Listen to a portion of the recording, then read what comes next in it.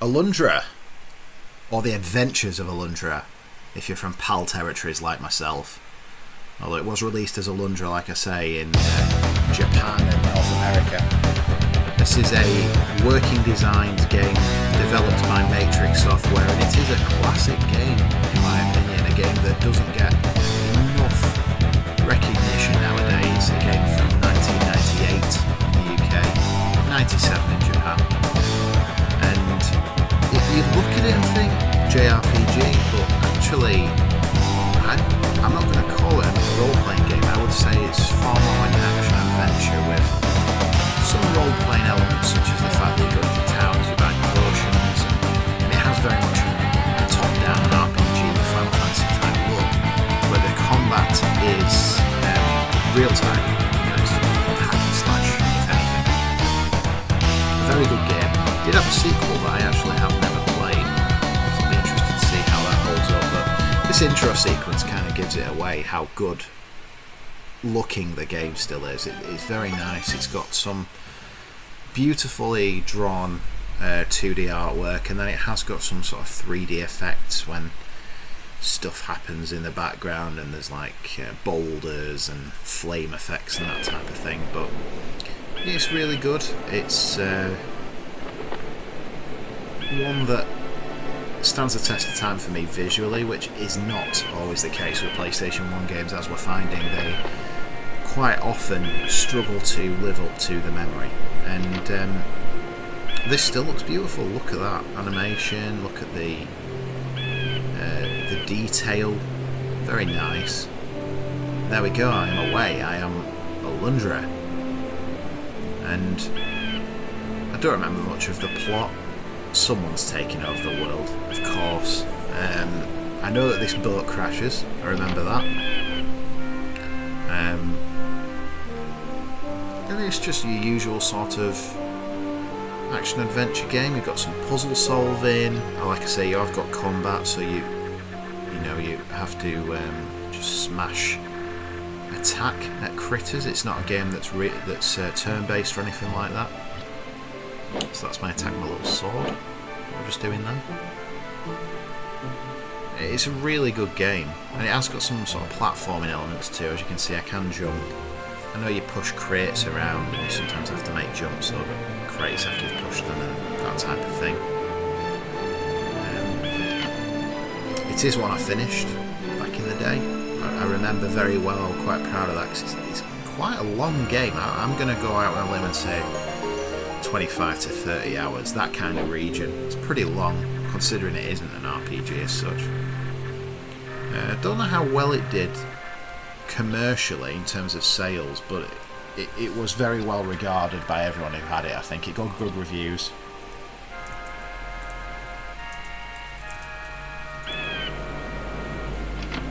And it's a pleasure to see it again now, and just have a quick jaunt around the opening segments of Alundra to see if it still feels as fun to play today, so that I can whack a score on it.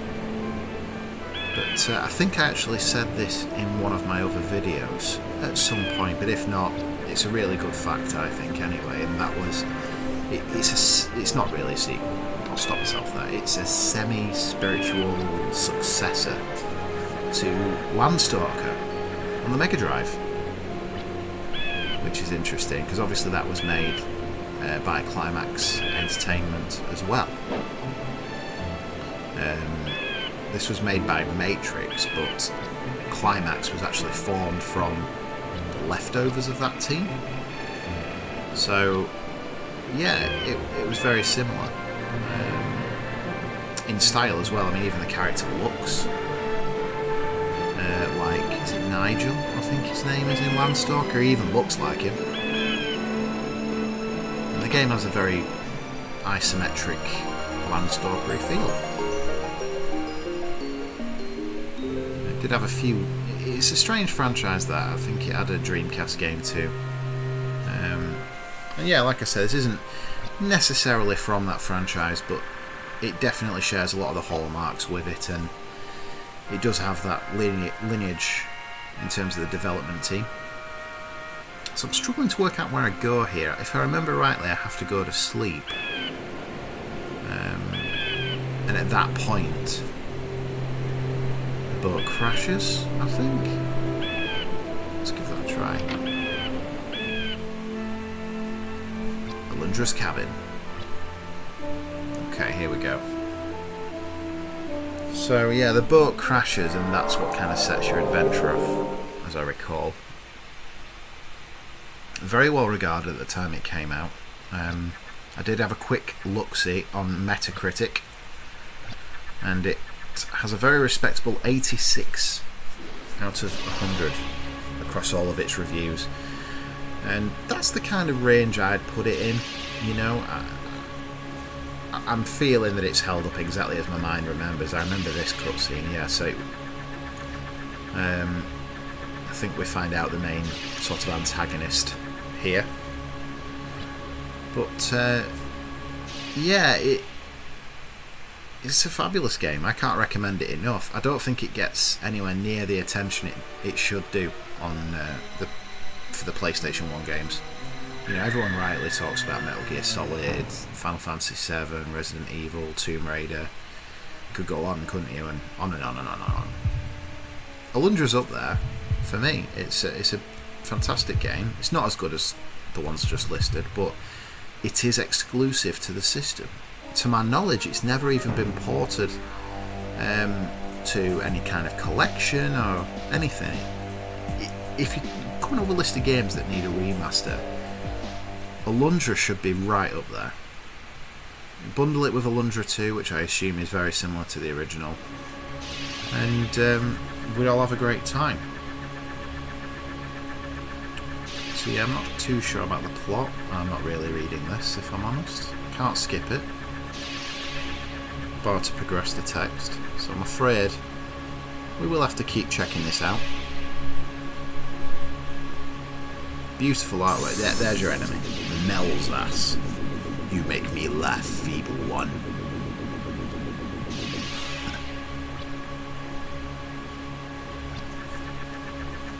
It just shows that the artwork on the PlayStation 1, when it was in a 2D format, it holds up. Isn't that weird how back then we'd have for some reason classed this as quite a dated looking game, because we were like, oh my god, 3D, everything had to be 3D, and we were all blown away by Ridge Racer and Battle Arena Toshinden and whatever else. But those games have aged so badly, and yet the 2D games from the Saturn and the PS1, even on the N64,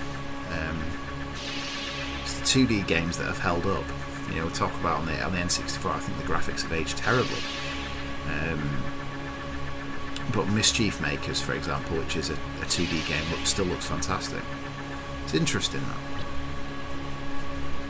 But at the time, as I say, we'd have looked at Alundra and maybe even games like Castlevania Symphony of the Night and questioned them, I suppose, visually. I remember a good friend of mine, Jim, he showed me some articles that were from the period, like 97ish, that had reviewers criticising Castlevania Symphony of the Night for how it looked. I mean, what a preposterous thing to think, considering how incredible that game looks to this day. Yes, this is going on a bit. I'm not going to lie, I think we're coming to the end of it now. Mel's-ass has made his threat. So yeah, it's the standard plot. Bad guy wants to destroy the world, no real reason for it, and he's appearing in my dreams. And I think, as I recall it, that's a recurring theme. I think that is like my power, if you will. You know, I hear things in my dreams, or I can sense the future, or whatever the case might be.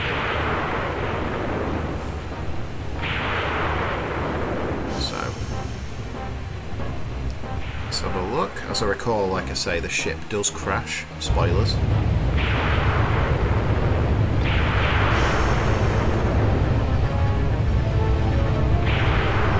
You may have done, Merrick. It's not going to end well, I'm afraid, for you.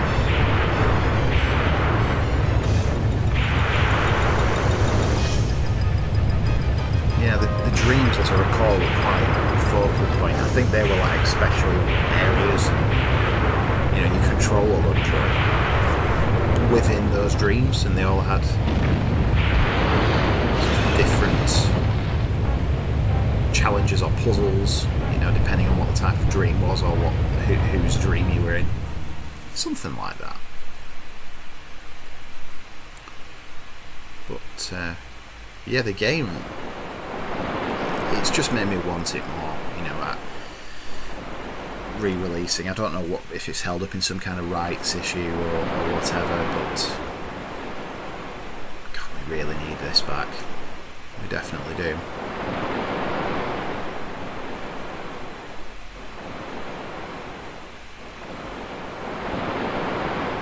There we go. I'm going, I think, to the starting town now. Yeah. So this is like this is where you'll look at it and think, wow, this really is like Final Fantasy, but it's really not a role-playing game. As I recall, there's no form of leveling up. There's, you know, nothing like that.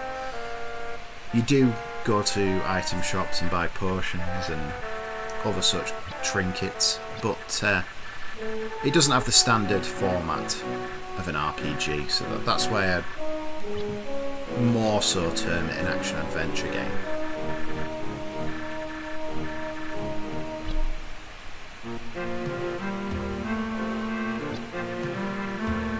Great music as well, of course. He's calling out.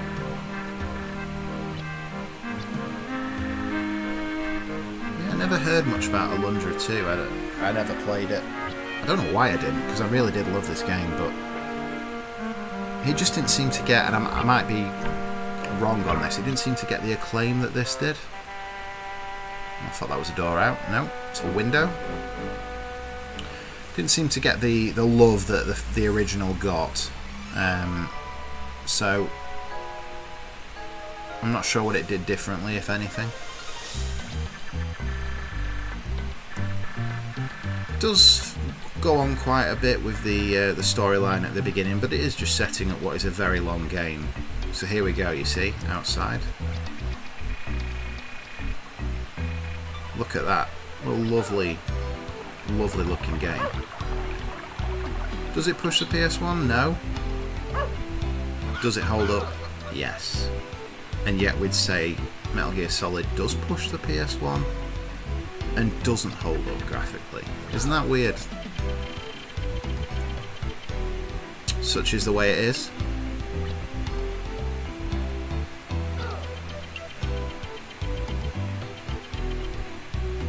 And this is, of course, the North American version I'm playing, as we saw from the title sequence.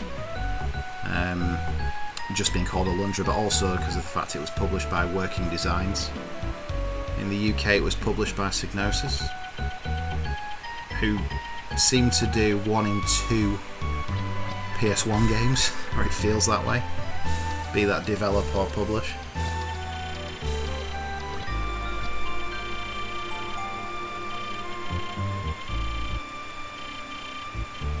Okay, I will do that.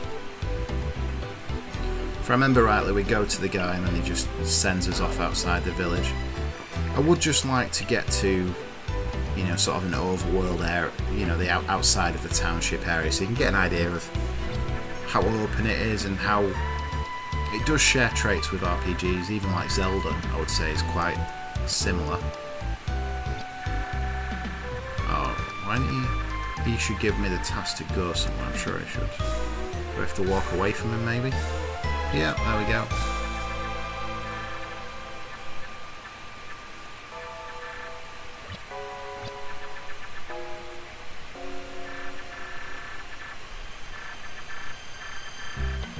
Harry Potter?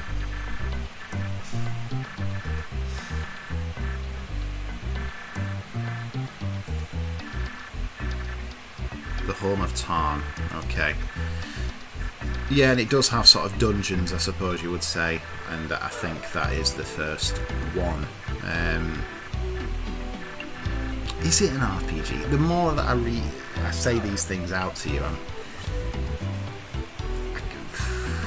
I don't know what to term it. It's still an action adventure for me because you don't level up in the traditional sense of a role-playing game, and it is real-time combat. So I'd lean towards action adventure, but if you disagree, that's your call.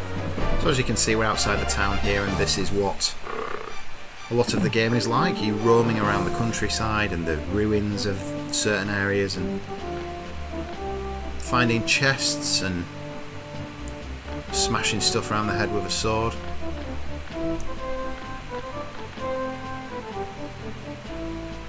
And it's all very attractive to look at. So let's just see if we can find an enemy and show you how the combat is real time and not turn based. How Zelda-ish is that? I mean, come on. Very, very, very.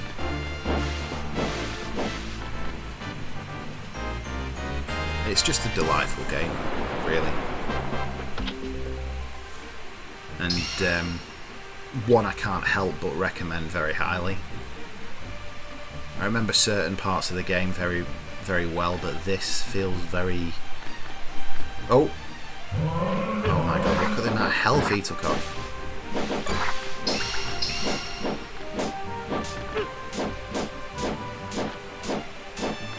Oh god, he's going to kill me. And there we go.